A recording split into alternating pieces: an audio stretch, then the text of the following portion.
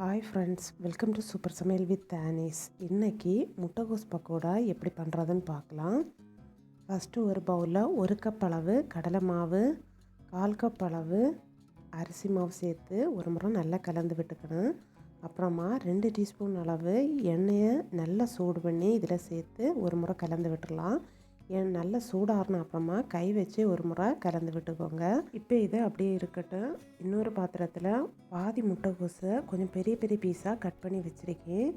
இது கூட ஒரு பெரிய வெங்காயத்தை கொஞ்சம் பெருசாக கட் பண்ணி சேர்த்துடலாம். அப்புறமா 2 பச்சை மிளகாய், 2 கொத்து கறிவேப்பிலை, 1/2 டீஸ்பூன் பெருஞ்சீரகம், 1/2 டீஸ்பூன் அளவு இஞ்சி பூண்டு பேஸ்ட்டு, 1/4 டீஸ்பூன் மஞ்சள் தூள், 1 டீஸ்பூன் வத்தல் பொடி, கொஞ்சமாக பெருங்காய பவுடர், தேவையான அளவு உப்பு சேர்த்து ஒரு முறை நல்லா கலந்து விட்டுறணும்.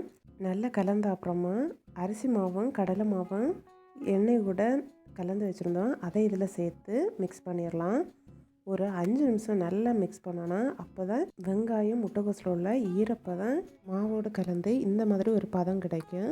உங்களுக்கு தண்ணி தேவைப்பட்டுனா லைட்டாக தெளித்து சேர்த்துக்கலாம். தண்ணி அதிகம் ஆச்சுன்னா பக்கோடா நல்லா எண்ணெய் உறிஞ்செடுக்கும். அதனால் கவனமாக தண்ணி சேர்த்துக்கோங்க. அப்புறமா எண்ணெயை மிதமான சூட்டில் வச்சு ஃப்ரை பண்ணி எடுக்கணும். அப்போ தான் பக்கோடா உள்ளாடி நல்லா வேகும், வெளிப்பக்கம் தீஞ்சு போகாது. அப்புறமா அடிக்கடி திருப்பி விட்டு ஃப்ரை பண்ணிக்கோங்க. இப்போ பக்கோடா நல்ல பொன்னிறமாக மாறி இருக்குது. இப்போ எண்ணெயை வடித்து ஒரு பாத்திரத்தில் சேர்த்துடலாம். இப்போ சூப்பராக முட்டைகோஸ் பக்கோடா ரெடி ஆகிடுச்சு. கண்டிப்பாக நீங்களும் ட்ரை பண்ணி பாருங்கள், ரொம்ப டேஸ்ட்டாக இருக்குது. இந்த ரெசிபி உங்களுக்கு பிடிச்சிருந்தா லைக் பண்ணுங்கள். தேங்க்யூ.